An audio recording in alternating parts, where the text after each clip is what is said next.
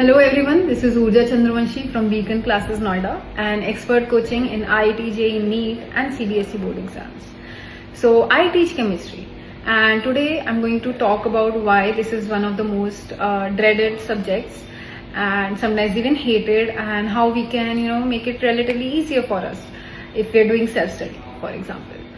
तो सबसे पहले एक चीज आपको जो समझने की है कि chemistry is not a foreign subject. It is something which we see all around us. ठीक है, हर एक सब्जेक्ट को पढ़ने का तरीका होता है. अब जैसे आप मैथ्स पढ़ते हो तो आपको सबसे पहले बचपन में क्या फोकस कराया जाता है कि आप टेबल्स याद करो, 1 से लेके 20, 1 से लेके 30, आप स्क्वायर्स याद करो, आप क्यूब्स याद करो. क्या रीजन है उसका? ऐसे ही मैम हमें टॉर्चर कर रहे हैं? नहीं, that is done so that आपकी कैलकुलेशन इंक्रीज हो जाए, आपकी स्पीडी कैलकुलेशंस होगी, आपका नेचुरली आंसर जल्दी आता है. आप अगर कोई लैंग्वेज पढ़ रहे हो, इंग्लिश पढ़ रहे हो, Hindi, foreign language, any other mother tongue, you are always asked by your teachers and your elders to read more about that, to read in that particular language, to speak in that language, to converse, to talk in that language. इससे आपकी vocabulary increase होती है, आपका pronunciation increase होता है and naturally you become good at that particular language. So chemistry के लिए क्या करना चाहिए? सबसे पहले आप चाहे 9th में हो या फिर आप 12th में हो, focus and learn about the atomic numbers 1 से लेके 30 तक, specially for 12th graders and 11th grader students.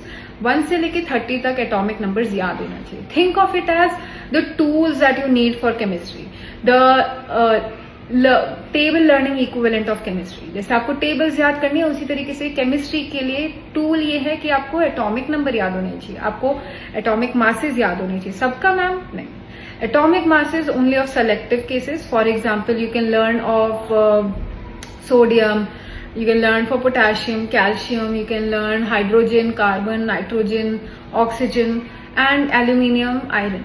इन सब का ये जो आई थिंक जब मैंने उंगलियों पे गिन सकती हूँ तो 10 के 10 एलिमेंट आ रहे होंगे. इनका बहुत ज्यादा यूज होता है जब आप फिजिकल केमिस्ट्री में जा रहे हो मॉलिक्यूलर फॉर्मूला के लिए. Then if I talk about definitions, a little bit of distinction आपको पता होना चाहिए. एलिमेंट्स क्या है, कंपाउंड्स क्या है. अगर आप इनऑर्गेनिक केमिस्ट्री की बात करो then periodic table is a must. The periodic table is like the backbone of inorganic chemistry. If you understand and remember S group के जो एलिमेंट्स हैं एंड पी ब्लॉक के जो एलिमेंट्स हैं, दैट इज 6 एलिमेंट्स, उनका mnemonic से याद हो गया है आपको, then it becomes easy. Organic chemistry के लिए मैम अगेन बहुत बच्चों को ऑर्गेनिक केमिस्ट्री से दिक्कत होती है.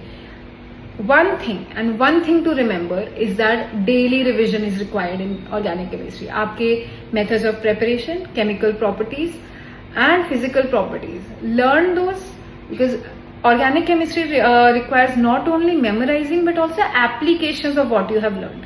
तो आप अप्लाई तभी कर पाओगे, जैसे आप क्रॉसवर्ड तभी कर पाते हो जब आपको अंडरस्टैंडिंग है रूल्स की. इधर रूल्स क्या है, आपको लर्न रखना है सारे reactions.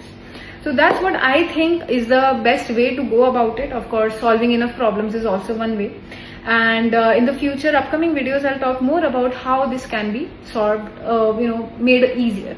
If you have anything you want to ask regarding how to make it easier, please let me know in the comments. Thank you.